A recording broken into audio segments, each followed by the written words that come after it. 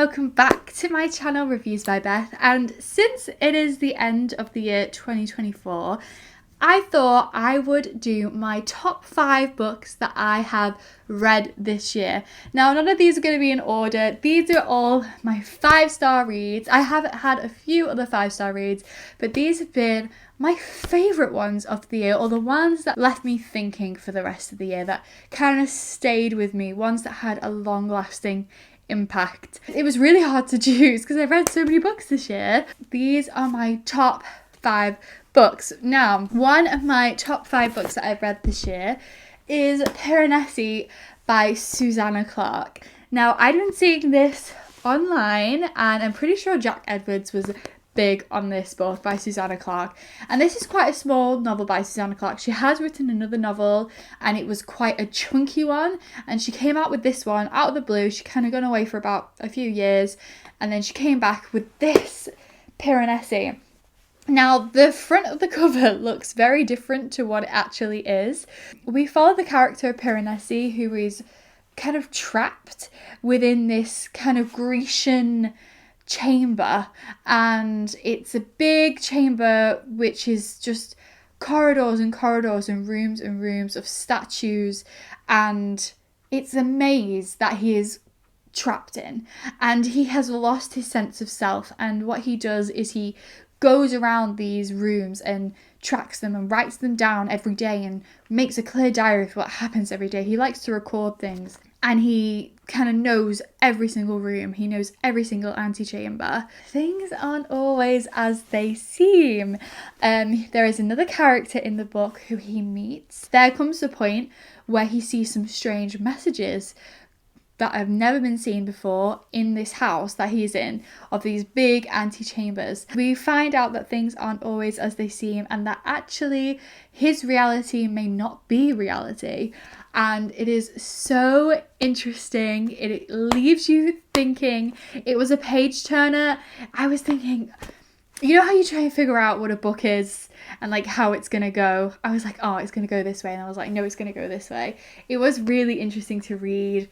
A fun one, an intriguing one that really gets you thinking. The character of Piranesi as well was a really intriguing character, quite clever, quite full of soul, and we were getting confused with him, and we were figuring things out at the same time as him, and it was a real journey to be a part of, and definitely a 5-star read, and one that I would recommend to somebody else. So one of my top 5 books of the year was Susanna Clarke's Piranesi. Another one of my favourite books of the year is 1984. Now, I think I gave this 4.5 or 4 stars when I did my review, but I read this a while ago and it has still stuck with me. This is a dystopian novel by George Orwell.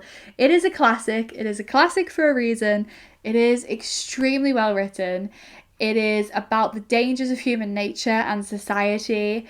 It has an overarching theme of loneliness and isolation, but yet being looked over and overlooked and analysed all the time. It has this big theme of a totalitarian regime, and we really find out the difference between truth and fiction, and that it is a very blurred line between truth and fiction. And it is just such intriguing characters, intriguing writing, a book that will stand the test of time. If you want to know a bit more about 1984, I did a whole review on the 1984, so I'll link it up there, and it is really worth the read. So I would pick this book up. 1984, one of my top 5 books of the year. Now, another book that I absolutely loved was The Nightingale by Kristen Hanna. Oh, it is such a good book. I've also done another review of this book, so go and check it out if you want. But it is just a beautiful, sad, heartwarming, gut-wrenching, character-driven, female-led novel. It's great. It has everything that I want. I love a war book.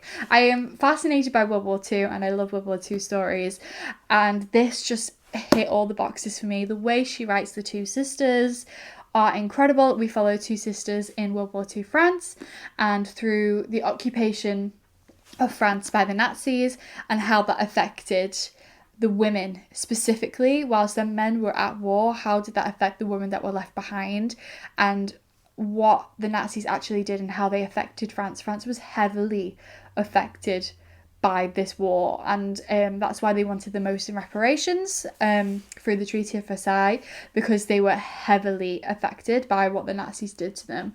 So this book really delves into that in some countryside towns, but also in the city of Paris as well, and how the Allies were trying to help people. And it's about spies and about secret missions, and also about dangers at home, you know, the occupation, what the officers were like, the brutalities of the regime every day to day, and the fear that people lived in under the Nazis.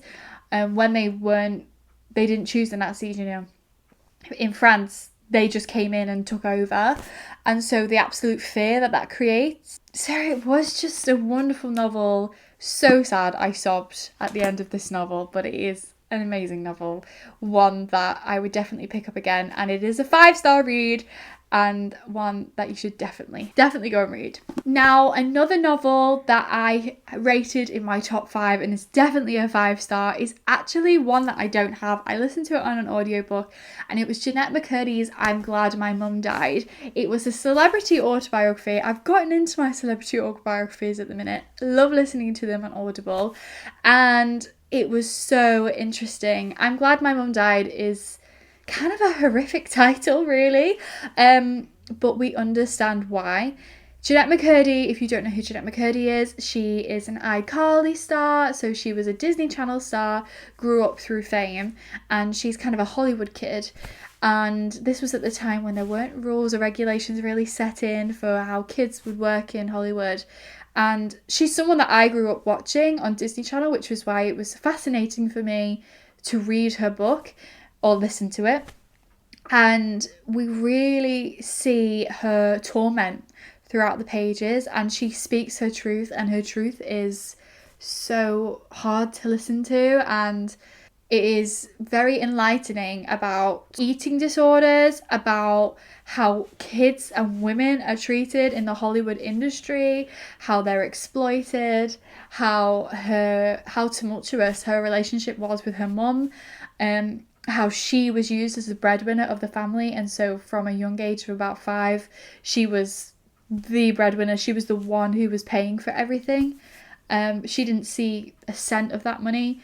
So it's interesting. It was such an interesting read. The way that she spoke during the novel was so good. Like the way she narrated it, and the way we kind of went through her childhood to her adult life, and the words and the way she characterized her voice and the words on the page are childlike at the beginning to represent her as a child, and then they mature as they grow older. And her voice matured when she read it, and it was so interesting and such a great book. And I feel like the title, I say to people, they go, oh, like, what's one of your favourite books? What would you recommend? And I go, oh, I'm Glad My Mum Died. And they're like, what? What is that? And I think the title can put people off sometimes, but please don't be off put by the title, because honestly, it is such a good book and I would really recommend it. So if you're looking for an autobiography that is really interesting and enlightening, then I would 100% recommend I'm Glad My Mum Died by Jeanette McCurdy. Now, my last top 5 books of 2024 is actually part of a series, and it is A Court of Mist and Fury, which I have also done a review on, so go and check that out.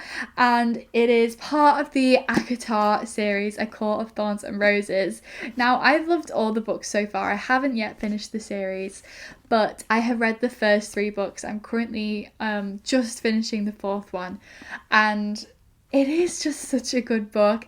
This one, I feel like we really delve into the romance of Rhys, and it is so romance driven, and I feel like we really get characters that we can get behind in this novel, and it's full of drama, full of romance, and we really see the narrator and the protagonist Feyre come into her own in this novel. Girl power we see in this. The fantasy progresses, we see a lot of cliffhangers.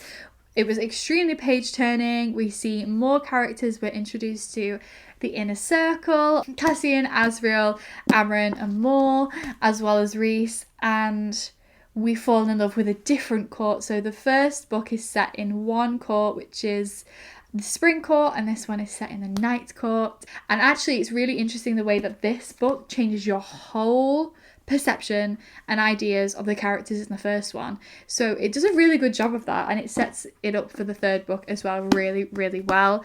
And I just loved the romance in this book as well. It was just what I needed. It was lovely, and it was one of my favourite books of this year. Let me know what your top books of the year were. I would love to know, and please like, comment and subscribe, all of those things. If you want to support the channel as well, you can by looking at my Amazon links or my Patreon channel, and I hope you have a great new year. All right, bye.